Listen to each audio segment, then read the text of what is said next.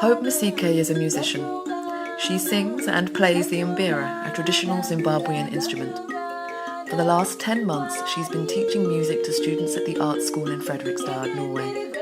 Hope is part of the MoNoZike cultural exchange programme, a scheme that brings the very best international talent to Norway. She is currently recording her second album.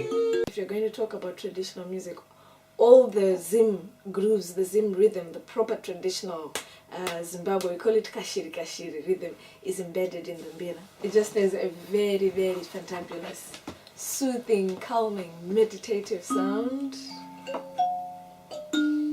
We call these MoNoZike, and you find them on all mbiras from Zimbabwe. They have a percussive role, so when you play a note like this, it's not just the actual sound of the note that you hear, but these also go so that percussive sound is very important to the overall sound of the mbira. When I grew up, I remember a time when Zimbabwe was just so nice. When the economy is not functioning, so there's always this loss of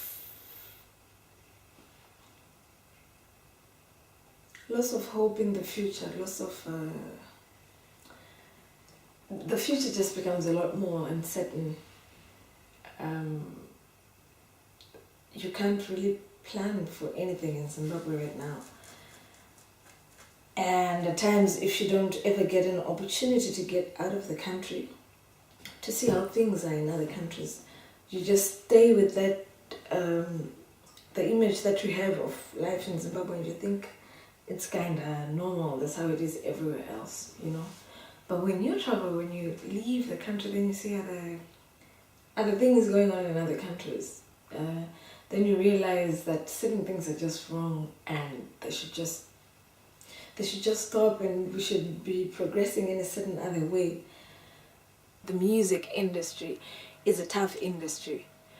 There are a lot of things you have to really, really push for. No, not this one. And there is a lot of individual personal growth that has to happen. My personal goal was trying to fight for my dream, what I had always wanted to be.